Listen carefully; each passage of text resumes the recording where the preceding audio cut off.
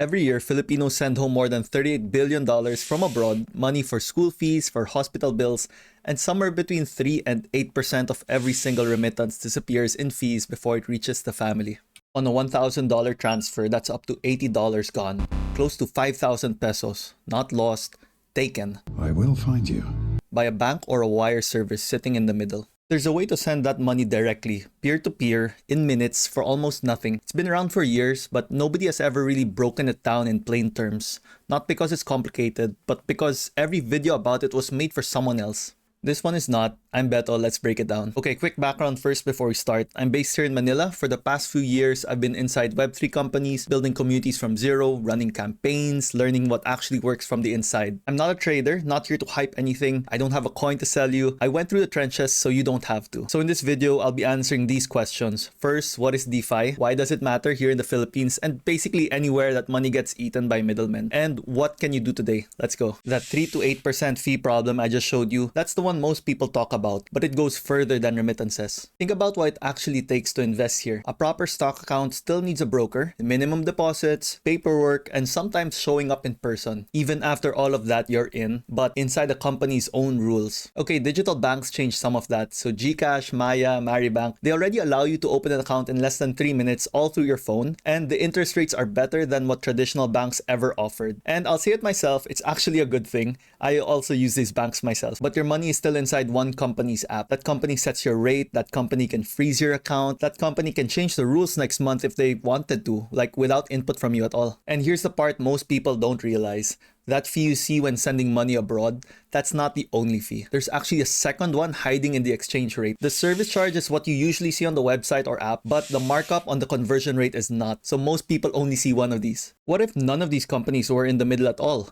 No one setting the rate, no account to freeze, no branch visit, and no minimum deposit. Just the law of code. That system already exists. It's called Decentralized Finance. Quick disclaimer before we go further, I'm not a financial advisor. I work in this space. I've built communities inside Web3 companies, and I figured most of this out by just doing it myself. None of this is financial advice, so do your own research, but let me help you get started. So DeFi, short for Decentralized Finance, let me break it down for you. Finance, you already know what that is. Saving, sending money home, borrowing when you need to borrow, putting your money to work or investing. The decentralized part is the interesting bit of this video. Okay, here's a comparison. Imagine a palengke and imagine a bank. In a bank, there's one store owner. They set the prices, they decide the hours, and if your documents are wrong or your credit score is off, they can turn you away. One owner, one set of rules. DeFi, on the other hand, is more like the palengke. Anyone can set up a stall, anyone can buy or sell. No application needed, nobody deciding if you're qualified. But here's where it goes further. The stalls run on code. There's no need for a vendor who locks up at noontime or goes home when the operation is done. It runs whether you're awake or not. Okay, so I'm sure like a big question is coming in your head, like if no one's in charge, how do the rules get followed? Basically by the blockchain. Here's a simple way to put it. A shared record book that everyone can read, but nobody can go back and secretly change the book. Every transaction gets added and nothing gets erased. Those rules run automatically through what's called a smart contract. Think of a vending machine. Right? You put money in it and the machine checks the amount, and if everything is good, your snack or drink or whatever you ordered comes out. You don't really need a cashier, you don't need a manager to approach you, just the rules of the code built in, and that's basically what a smart contract is. DeFi runs the same way. You connect your wallet, put in your crypto, and the code handles the rest. No one has to approve it, it just goes. So what can you actually do with this? So you can earn yield on deposits, swap one token for another, borrow against your crypto, or lend to others and collect a nice interest. So no banks, no minimum balance, and no one to ask permission from. That's the system. Now let me show you how it works in practice. So we have three things. That's all DeFi really is at the operational level. You have your wallet, your tokens, and the protocol you're connecting to. Let's start with the wallet. It's not a Coins.ph or GCash or Maya. It's a DeFi wallet like MetaMask. It's different because you actually own this one. Nobody holds the keys except you. Your private key is just a set of words, 12 or 24 of them in a specific order. And that's it. If you lose your phone, you lose the apps, doesn't really matter because you just have to type those words in a device anywhere in the world and your wallet comes back exactly as you left it. Nobody can give them to you if you forget. That's why the only rule in a DeFi wallet or crypto generally is it's not your keys, not your crypto. So what goes in a wallet? It's your tokens. The one most beginners start with is USDT. One USDT tracks roughly $1. It's built to stay close to that value or pegged to that value. So your money isn't swinging up and down while you're still figuring things out. You'll also run into ETH. ETH, that's Ethereum's native currency. And since since most DeFi runs on Ethereum's network, ETH is basically the fuel, and you need a little of it just to pay for anything you do on the blockchain. Then there's the protocol. That's actually the DeFi application. So you can think of it like downloading an app on like the App Store. So whenever you hear the word protocol, just think of it like an application. And there are thousands of these in DeFi, all doing different things. You can actually check them out on DeFi Llama for a full list of what's being built right now. So Aave is where you lend and borrow. Uniswap is where you swap one token for another token. And each one is just a smart contract sitting on top of the blockchain, and in this case, Ethereum. Okay, so the way it works in practice is that you open your wallet, connect it to a protocol, put your tokens in, and the smart contract executes. No account manager needed, no approval queue needed. And with Aave, for example, depositing ETH means you can earn yield on it and also borrow against it at the same time. It either runs or it doesn't based on the rules written in the application that you're using. Before we go further, this is something beginners get wrong a lot. Your Coins.ph account is not a DeFi wallet. Coins.ph is BSV regulated and easy to get started with, but the funds in there are held by Coins.ph. Their platform, their rules. So if something goes wrong on their end, your access goes with it. Your MetaMask wallet is different entirely. Nobody holds it but you, no company in the middle, and that's what decentralized means when it actually matters. Okay, now that you know what DeFi is, wallets, tokens, protocols, smart contracts, no middlemen, and now let's move on to why it matters for Filipinos or those with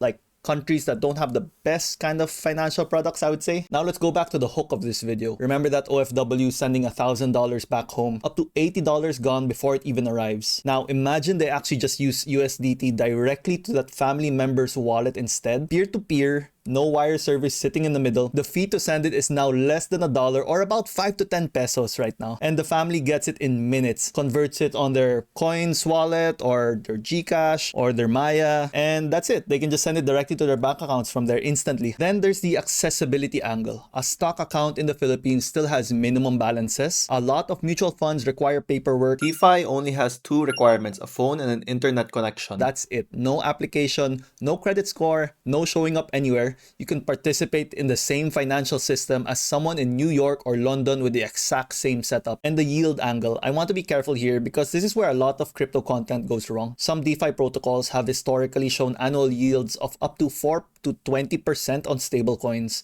And let me say that again, that's historically. So that's all past performance, and it's like not a guarantee. Those numbers can go up, they can go down, and there are protocols that have, completely failed. And I want to be straight with you about something. Your money in a digital bank is PDIC insured. So that's up to 1 million pesos. So if the bank fails, the government covers you up to that amount, and DeFi has no equivalent. If a protocol gets hacked, if a smart contract has a bug, there is literally no safety net. These are genuinely different protocols with genuinely different risk levels. I'm not here to tell you which one is better than the other. I'm just here to make sure that you know exactly what you're choosing between and what you're getting yourself into here. So why does DeFi matter for Filipinos specifically? Because this is a country where almost half of adults still don't have a formal financial account, where billions of pesos get eaten by remittance fees every year, where the barriers to building wealth have always been higher than they should be. DeFi doesn't fix all of that overnight, but it removes some of those challenges. And for the right person in the right situation, that matters a lot. Okay, now that you know what it is and why it's relevant, let me show you how to actually start. Okay, so we have 4 steps here. You don't need to finish all of them today, but by the time this segment is done, you'll know exactly where to go and in what order. Okay, so step 1, get your crypto. Start with any of the BSP regulated apps like Coins, PDAX, Maya. First, create your account, of course, verify your ID, and then you can buy USDT and a bit of some ETH directly from there. Step 2, set up your wallet. So download the MetaMask app. It's a browser extension on desktop or a mobile app. When you set it up, it gives you a seed phrase. That's 12 words in a specific order. You can write them down on paper, not in a screenshot, not saved in your notes app. Store it somewhere really secure where it won't get wet. Maybe if you have like a metal, just put those words in the metal. Because that seed phrase is your wallet. Whoever has those words has everything inside it. No customer service to call, remember, because it's all decentralized, and no password to reset. This is the one step you should not rush, so take your time. Step 3, transfer. So once your wallet is ready, send your USDT or other tokens from your Coins.ph to your MetaMask address. Make sure you're on the right network when you do it. I'll walk you through the full technical steps in the next video, but for now, Coins.ph goes out, MetaMask in, and that's how you move from one wallet to another wallet. And finally, step 4, the fun one, you explore. So you can go to Aave's website, connect your MetaMask, and you'll see what you can do with your tokens right there. I'm going to walk you through this myself in the next video. Probably do like a 1,000 peso video start to finish. So subscribe so you don't miss it. And before you do any of this, I need to be straight with you about what can go wrong. So not to scare you off, the people who get hurt in this space are almost always the ones who skip this part. So smart contract bugs. The code that runs DeFi is written by humans. Humans make mistakes. Even protocols that have been audited multiple times have had bugs that cost people real money. It happens less often than it used to, but it still happens. Next, we have scams. This is the one I worry about for most beginners. So fake websites that look exactly like Aave or MetaMask, fake tokens that appear in your wallet out of nowhere, and people in Telegram groups offering to help you set up your wallet, then asking for your seed phrase. Nobody legitimately will ever ask you for your seed phrase, ever. If someone does, it's a scam. I'm doing a full scam alert video on this soon because it deserves its own episode. Your seed phrase again, because it's worth repeating. If you lose it, everything is gone. If you share it, also gone. So screenshot it and your phone gets compromised, gone. Write it down, keep it offline. Next, we have volatility. So USDT is designed to stay close to $1, but it's not guaranteed, it's not risk-free. There are times that a stablecoin would depeg and a lot of people would lose money. And of course, Ethereum moves, goes up and down, so don't put in more than you can afford to lose. And DeFi is still not PDIC insured. The BSP and SEC are developing frameworks for this space, so rules can change, so stay updated. Here's the thing though, most people who lose money in crypto lost it to scams or impatience, not to the protocol. So know what you're doing, move at your own pace, and most of what I just listed becomes manageable. And that is DeFi. You now know what it is, how it works, why it matters here, and what to watch out for. If you have a question, do drop them in the comments. I'll try to read them and respond to all the comments. Please do subscribe and like if you actually found value in this video, and I hope to do more videos like this, hopefully shorter and some long ones like this one. But thank you very much for watching till the end. Bye guys.